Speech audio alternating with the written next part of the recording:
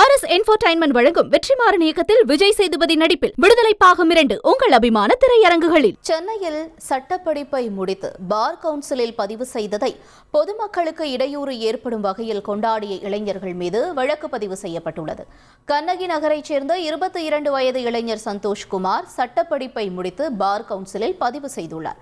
இதனை கொண்டாடும் விதமாக அவரது நண்பர்கள் மாநகராட்சியின் அனுமதியின்றி 9 இடங்களில் பேனர் வைத்தனர்.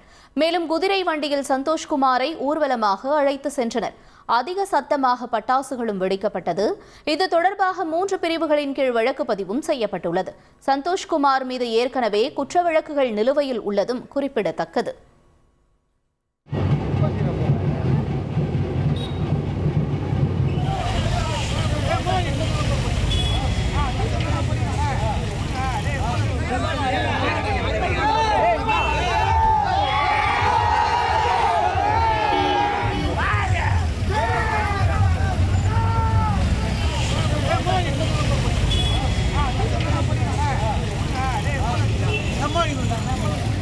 RS Entertainment வழங்கும் வெற்றிமாறன் இயக்கத்தில் விஜய் சேதுபதி நடிப்பில் விடுதலை பாகம் 2 உங்கள் அபிமான திரையரங்குகளில்.